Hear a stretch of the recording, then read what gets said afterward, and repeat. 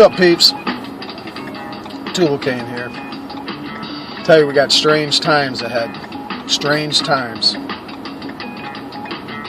I just had a friend of 35 years blow up at me today. Why, I'm not sure. I've had a few people apparently of recent times mistake or misinterpret things I've been saying. And I talk with people every day. In person, on the phone, every day. My business is kosher. I run a food establishment. So I deal with a rabbi on a regular basis who comes by to inspect my product. Now, over the last couple of years, I've been busting this rabbi's balls about the flat earth, biblical scriptures from the Old Testament. I don't even bother with the New Testament with this guy. But I ask him if he firmly believes that the word in the Bible is true. Is that God's word, Rabbi? And if so, what do these verses mean? Immovable, stationary, firmament, four corners. Well, his big deal is we don't really understand the interpretations, meaning our interpretations are wrong. The real meanings are in the old Hebrew language, which when interpreted into English lose its meanings. So he really was saying that I don't, or we don't understand, let's say, the real meanings of these. And neither does he. He doesn't care. He is very content and happy with what limited knowledge he does have, because I quiz him relentlessly. Then I just started getting belligerent with him on the flat earth. And when he'd come around, he would start to avoid. He would come around the shop when I wasn't there, so he wouldn't have to answer flat earth questions. Because I wanted to know what was thought of in the Jewish community, especially Orthodox. A rabbi who is hardcore Shabbos, Shomer Shabbos, that recognizes it and observes it. So if he comes to see me on a Friday, it's early so he can get home before sunrise. So, trying to, push this guy and his buttons to see really what he thought, let's say, about the flat earth. He doesn't. He doesn't care. So I asked him, how do you know, Rabbi, that you're living on a spinning ball, that there's space, the whole deal? His response was NASA. And I looked at this rabbi. I said, NASA? That was formed by the Nazis. The look on his face was priceless. I said, yes, Rabbi, I don't know how familiar you are with NASA and who formed it and where all this rocket intel came from, but they were Nazis that we brought over after World War II. I go, I don't even trust the Nazis. I can't believe you do. That shook him for a minute. He's a teacher in the community. So I asked him if he has globes in the classrooms, with the education of kids. Because if you do, Rabbi, that's indoctrination, is it not? Should you have globes in the rooms for these kids? Because if you don't really know what it is, Rabbi, what you're dealing with, that is, why would you teach your kids this or let them be indoctrinated like the Goyim are? That was the one main thing I asked him, really, was why would you have your, Goyim people be indoctrinated? And as I expressed to him my concern, I said, Rabbi, if I'm correct, what in the past has always brought the wrath of your God down on you? Well, it was always his people, the Israelites, taking on the customs of the countries in which they lived. They would start to be less disciplined as God had wanted them. So as I said, Rabbi, having a globe in an Orthodox Jewish classroom is basically being indoctrinated into the Mystery Babylon schools. Because that's what America is now. we are the capital of Mystery Babylon. The morals, the values, the taxes, the militaristic police, zealot science humans running around here. So, Rabbi, why would you do the things that your ancestors had done that caused the wrath of God to come back down on you? So, as I would question and push this guy, he got very uncomfortable, to the point where I got a call from the head rabbi about basically leaving his rabbi alone. His job is to strictly inspect my food, not answer questions. So, there's a very controlled group. This is a rabbi who teaches children, doesn't ask questions, and doesn't want to be asked questions, especially by a goy, me. So not only do I accost the rabbi with flat earth discussion, customers, employees, my 6-year-old's teacher told her that I was teasing her about the flat earth, that I'm not serious, I'm just joking with her. As I told my daughter, I am not joking. There's no joke. You can't detect any spin. What do you see, honey, when you go outside? You see any spin? You feel any spin? No, of course not.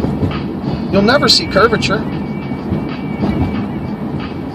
So we have fun. I've shown her videos of kids hanging on a merry-go-round at a park where they put the motorcycles up to it, and you watch people spin and go flying off the thing. She thought it was pretty funny. I told her, but those are the forces that we should be feeling on something that is spinning, angular momentum, which is void and null on this so-called spinning ball that we are on. That's pretty amazing that we're on something that's spinning 1,000 miles an hour and that we can't feel a lick of it. That's pretty awesome. That's some magic, as I'd like to call it. That is magic, man. Magic. Spinning, wobbling, tilted, hurling through space. And we feel none of it, nor stellar parallax. So one way to know if you're on the right path of whether it's seeking for truth,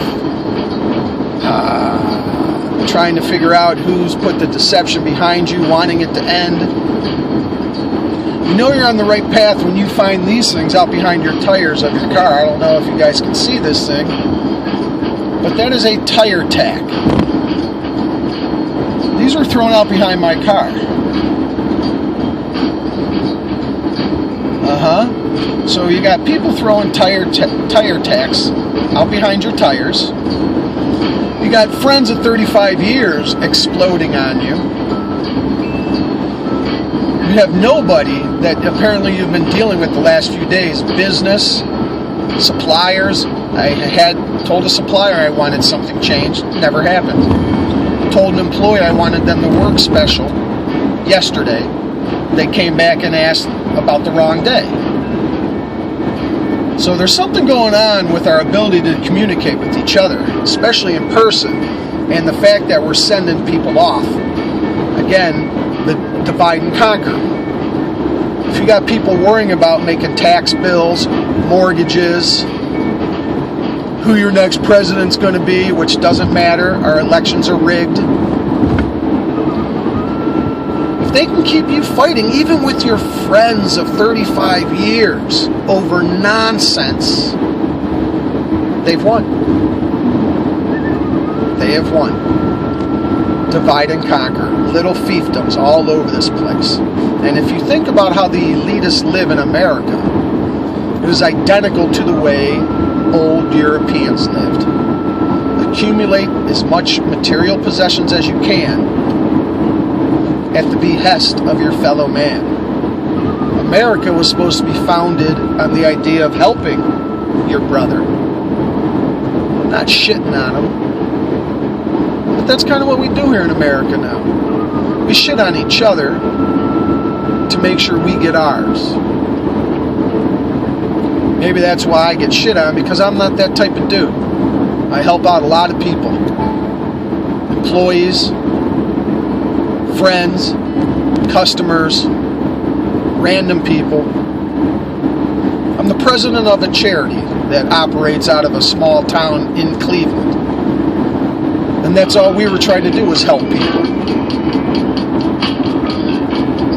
But the city council didn't like us Masons. They wanted us to sell the building so it could be turned into condos, instead of us making a non-profit out of it, a boxing club for youth, LGBT using it for fundraisers. They weren't very happy with us, so the council shut us down, took away our liquor permit, so we couldn't sell alcohol to raise money to fund this building. So the council were shitting on us. The tax man shits on us. Fighting with friends is getting shit on. Tire tax outside your vehicle so you can get a flat tire. It's pretty nice. So you're pushing the right buttons. If you're getting tire tax thrown at you, city council fucking with you, city officials fucking with you, fire inspectors. So, do you continue on this right path and keep getting fucked with? Or, like most people, you just cower and run away and keep getting fisted? Well, I don't like getting fisted. I don't like being fucking lied to. And I sure as hell don't like people throwing fucking tire tax outside my car either. But I don't know how to stop. I'll just keep coming. I got no problem with that. But we need people, if you know the idea of the military, what they would do, you would get people to have to go fight. You would first get single men to go fight. You wouldn't take a parent of children. That's an old concept. So, if you're single, and you don't have children, and you don't have a wife, and you're tired of the day-to-day, never-ending, monotonous routine of this life that has been presented to you by deceivers, get active. Get off your ass and make noise. What else are you going to do? What else is there to do with your time? Spend an hour and a half watching the tranny Pat TMZ it up for us again? More Mark Sargent, who is now not pimping Patricia anymore, the distancing, so that when he gets his new network, she can slide right in and just interview people TMZ style. So between Sargent pimping a TMZ tranny, again, Dubai Powerland, absolutely nothing. Even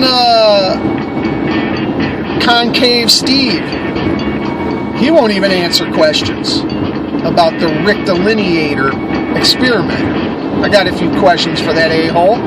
You don't want to answer them. Sargent won't answer any fucking questions. He's too busy. But he can interview gamers. And again, he always talked about this reality as if a gamer created it.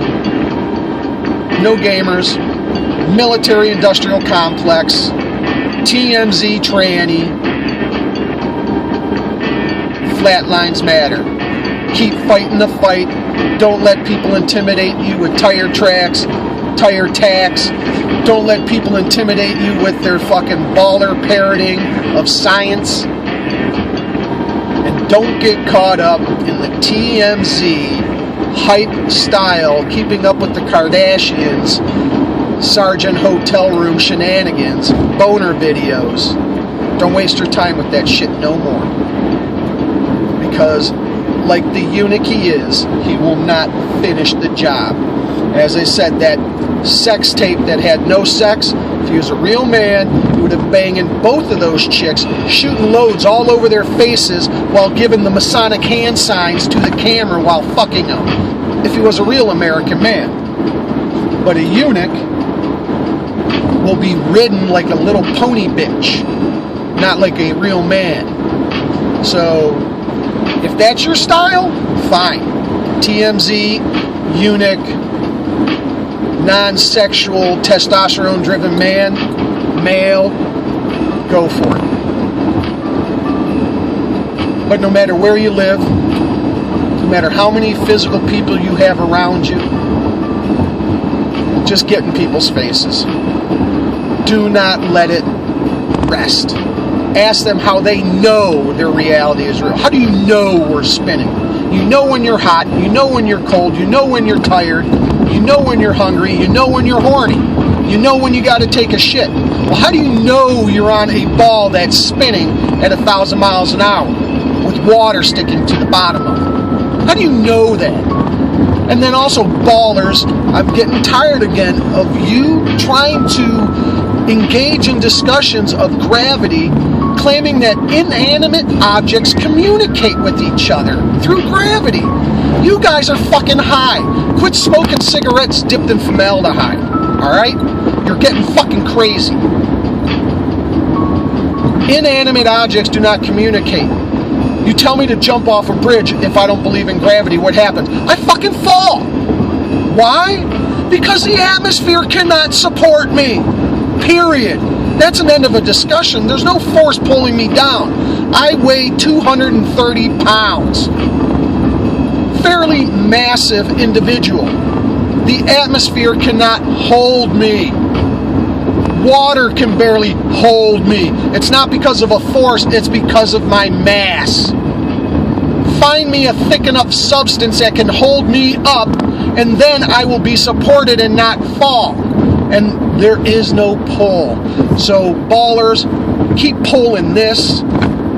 Flat lines matter, not you, Sergeant. I am out.